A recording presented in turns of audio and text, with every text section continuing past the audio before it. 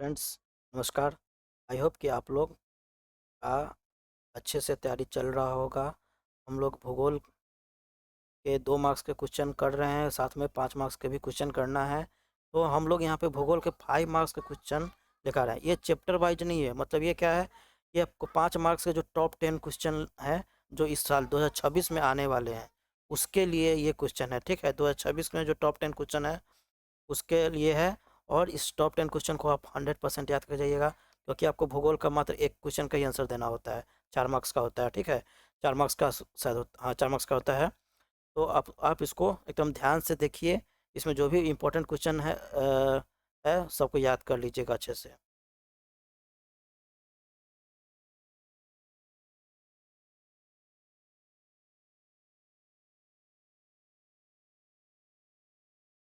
ठीक है, तो अब हम लोग इसको करेंगे अच्छे से और इसको आपको याद करना है। ठीक है, तो पहला क्वेश्चन है, भारत के सूती वस्त्र उद्योग का वर्णन करें। देखिए, 100 से 150 शब्द में इसका जवाब देना होता है। 100 से 120 शब्द में देना होता है जवाब। तो आप कम से कम ज़्यादा शब्द याद कर जाइएगा तो वहाँ पे आप थोड़ा कम करके बना सकते हैं। चलिए आइए ध्यान से देखिएगा। भारत का सूती वस्त्र उद्योग का वर्णन करें, मतलब भारत का सूती वस्त्र उद्योग देश के सबसे पुराने, व्यापक और रोजगार देने वाले उद्योगों में प्रमुख स्थान रखता है। आधुनिक मील उद्योग की शुरुआत 1854 में मुंबई में हुई, जिसके बाद यह उद्योग तेजी से विकसित हुआ। भारत के कपास उत्पादन में विश्व के अग्रणी देशों में है, इसलिए कच्चे माल की उपलब्धता इसका बड़ा लाभ है। आर्द्र जलवायु, सस्ते श्रमिक, परिवहन सुविधा और विशाल घरेलू बाजार ने इसके विकास को बढ़ावा दिया। प्रमुख उत्पादन केंद्रों में मुंबई, अहमदाबाद, सूरत, नागपुर, कोयम्बटूर, कानपुर और कोलकाता शामिल है।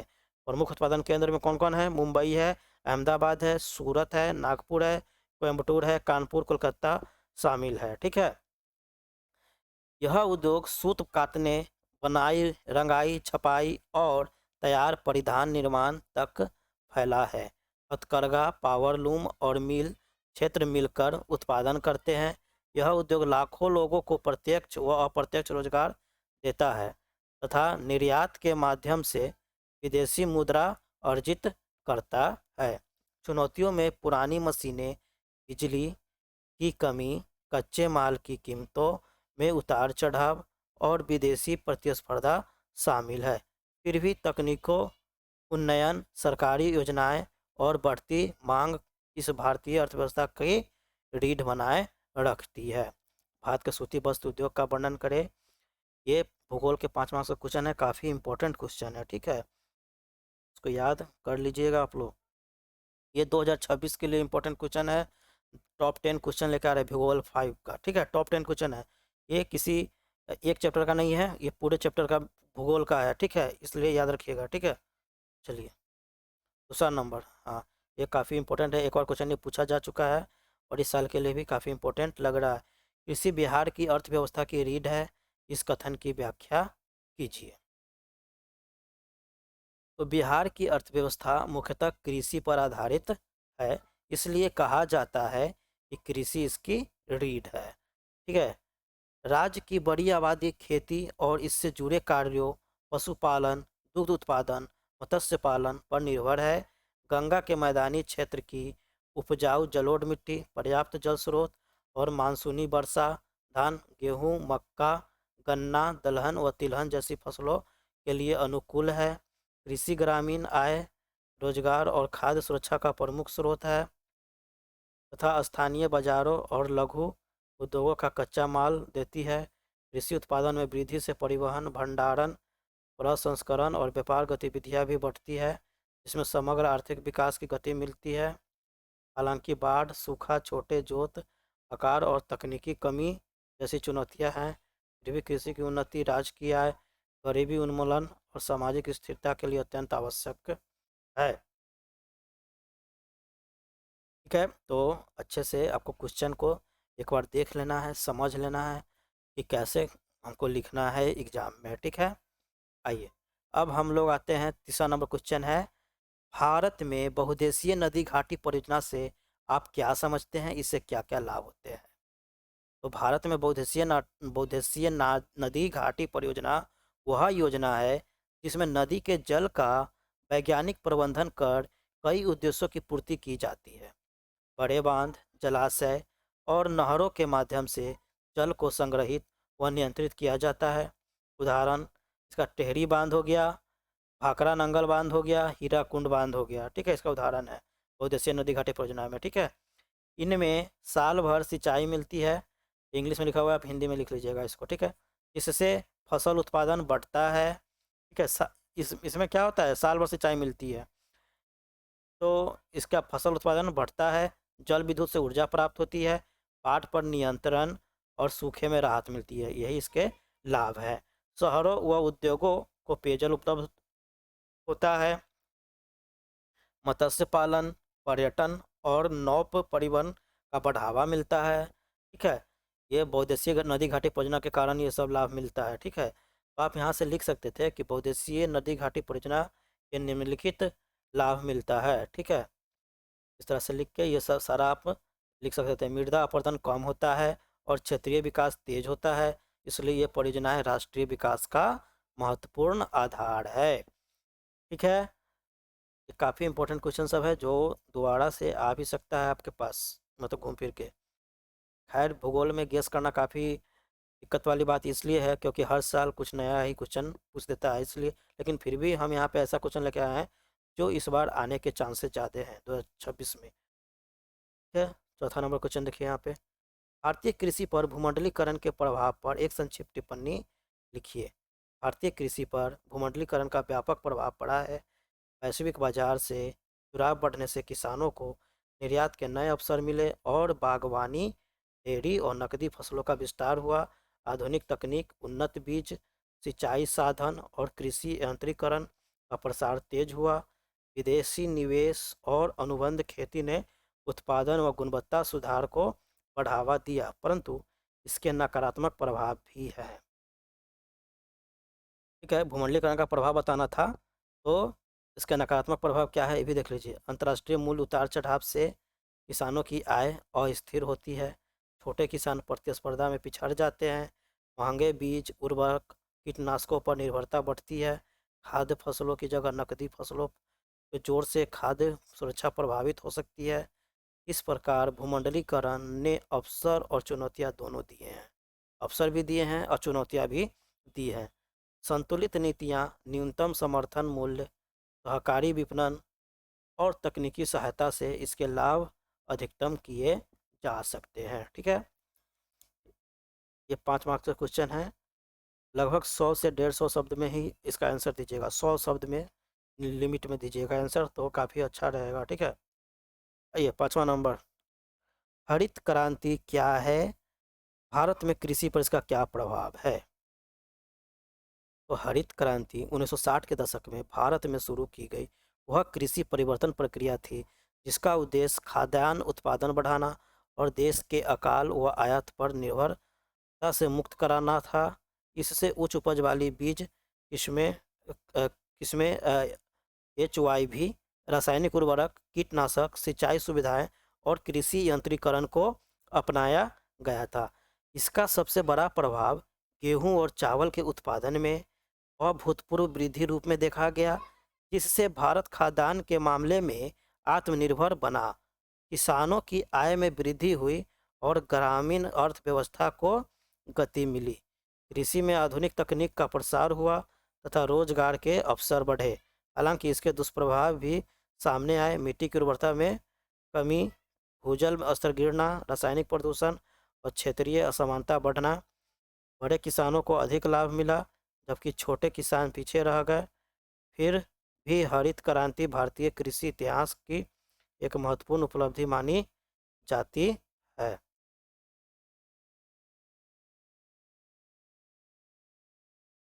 ये थोड़ा सा लंबा क्वेश्चन है। हाँ, इसका आंसर थोड़ा लंबा होगा क्योंकि भारत की 4 प्रमुख नदी घाटी परियोजना का वर्णन करना है।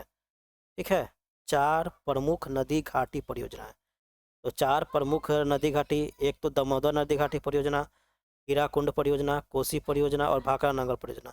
ये सब क्या है, नदी घाटी परियोजना है। तो इस बात को याद रखना है। चलिए आइए, भारत की 4 प्रमुख नदी घाटी परियोजनाओं का वर्णन करें। भारत में एक साथ कई उद्देश्यों की पूर्ति के लिए कई नदी पर परियोजनाएं बनाई गई है। इनमें 4 मुख्य नदी घाटी परियोजना निम्नलिखित है। पहला कौन है? दामोदर नदी घाटी परियोजना। पहले दामोदर नदी विनाश लाने वाली नदी, शोक नदी के रूप में जानी जाती थी। ये छोटा नागपुर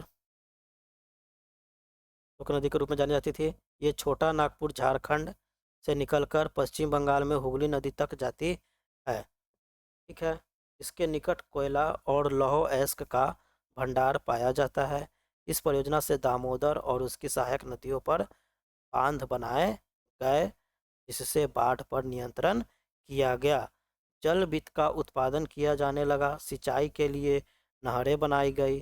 जल विद्युत से छोटा नागपुर और पश्चिम बंगाल के उद्योगों में भरपूर विकास हुआ। ठीक है, दामोदर नदी घाटी परियोजना का ये फायदा हुआ। ठीक है। दूसरा भाखड़ा नंगल परियोजना है। यह सतलज नदी पर दुनिया का सबसे ऊंचा बांध बनाया गया है। यह भारत की सबसे बड़ी परियोजना है। इस परियोजना से 18 लाख हेक्टेयर भूमि की सिंचाई की जाती है। इससे कृषि और उद्योग में क्रांति आई है। पंजाब, हरियाणा, दिल्ली, उत्तराखंड, राजस्थान राज्य मुख्य रूप से लाभान्वित है। ठीक है। इस भाखड़ा नंगल परियोजना से भाखड़ा नंगल, भाखड़ा भांगड़ा, इसे समझिए, भाखड़ा भांगड़ा यानी भाखड़ा भांगड़ा यानी पंजाब में भांगड़ा होता है। पंजाब से सटा हरियाणा दिल्ली है। ठीक है। हरियाणा दिल्ली उत्तराखंड यह सब वहाँ समझ रहा है बात को। ठीक है। तो उसी ये भाखड़ा नंगल परियोजना सतलज नदी पर बना हुआ है, ये बात याद रखिएगा। हीराकुंड परियोजना उड़ीसा राज्य के महानदी पर संसार का सबसे लंबा बांध बनाया गया है। उड़ीसा राज्य के महानदी पर सबसे लंबा बांध बनाया गया हीराकुंड परियोजना। इससे सिंचाई और बिजली उत्पादन कर कृषि एवं उद्योगों का विकास किया गया है।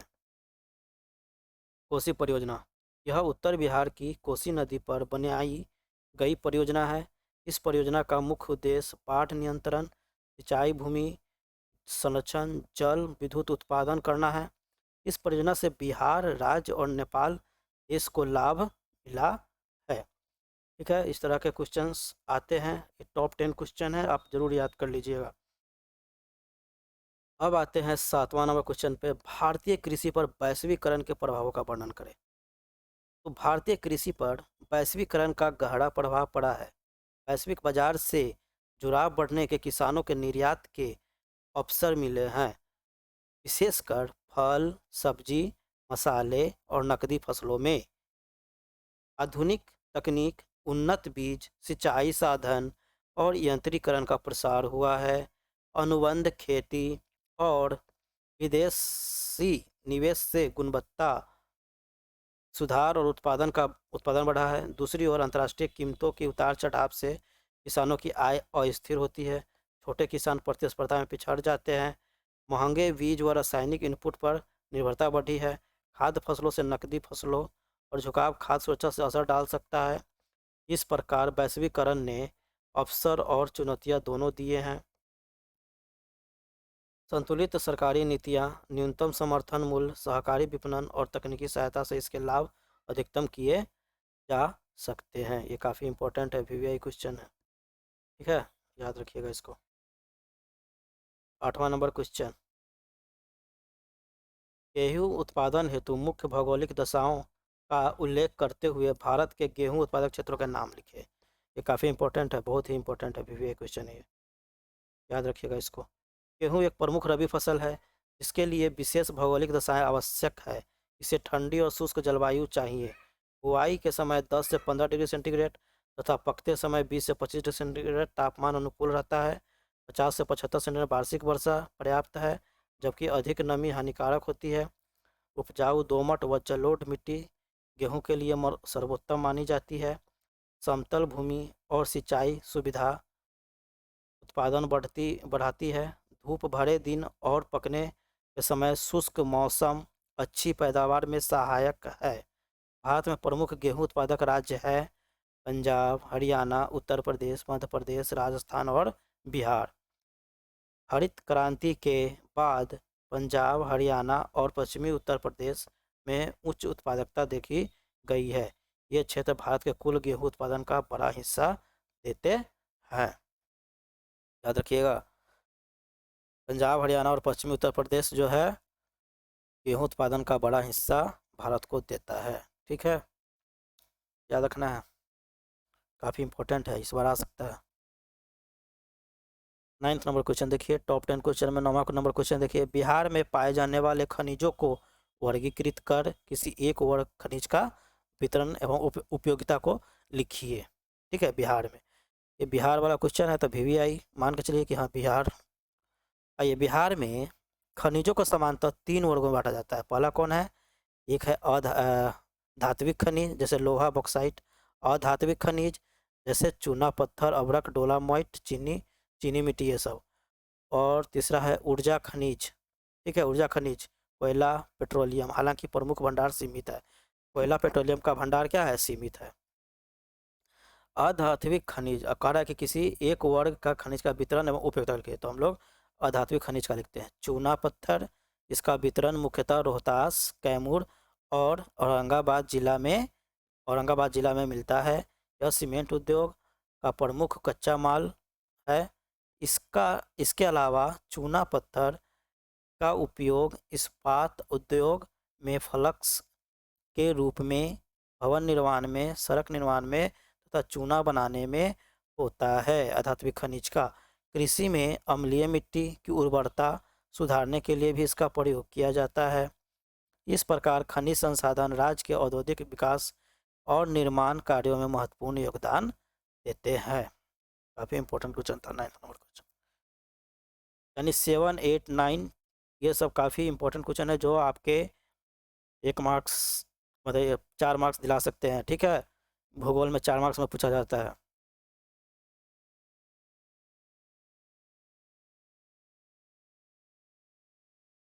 भारत में एल्युमिनियम उद्योग का वर्णन करें। भारत में एल्युमिनियम उद्योग एक महत्वपूर्ण धातु उद्योग है जो बॉक्साइट ऐश पर आधारित है। एल्युमिनियम हल्की, मजबूत और जंगरोधी धातु है, जिसमें जंग नहीं लगता है। ठीक है, इसलिए इसका उपयोग परिवहन, निर्माण, बिजली, पैकेजिंग और रक्षा क्षेत्रों में व्यापक रूप से होता है। भारत बॉक्साइट उत्पादन में अग्रणी देश है। मुख्य एल्युमिनियम उद्योग केंद्र ओडिशा, झारखंड, छत्तीसगढ़, महाराष्ट्र और मध्य प्रदेश में स्थित है, जहां कच्चा माल, बिजली और परिवहन सुविधाएं उपलब्ध है। प्रमुख कंपनियों में हिंडल्को इंडस्ट्रीज, नाल्को, वेदांता एल्युमिनियम शामिल है। यह उद्योग बिजली प्रधान है, इसलिए सस्ती विद्युत आवश्यक है। एल्युमिनियम पुनर्चक्रण योग्य है, जिससे ऊर्जा की बचत होती है। एल्युमिनियम जो है आ सकता है, वापस आ सकता है। ठीक है, पुनर्चक्रण योग्य है, जिससे ऊर्जा की बचत होती है। यह उद्योग रोजगार, निर्यात, औद्योगिक विकास में महत्वपूर्ण योगदान देता है, इसलिए भारतीय अर्थव्यवस्था में इसका विशेष स्थान है। ये भी काफ़ी इम्पोर्टेंट है, VVI क्वेश्चन है। आपका टॉप 10 क्वेश्चन ज्योग्राफी का 5 मार्क्स का है। ठीक है, ज्योग्राफी का 5 मार्क्स का क्वेश्चन है। ठीक है, 4 मार्क्स में पूछा जाता है शायद। ठीक है, ये काफ़ी इंपॉर्टेंट है, द्विउत्तरीय प्रश्न है, इसको आप अच्छे से याद कर लीजिएगा। आई होप कि इसमें से एक क्वेश्चन आपको ज़रूर टकरा जाए पूरा। थैंक यू, और अब मिलते हैं नेक्स्ट वीडियो में।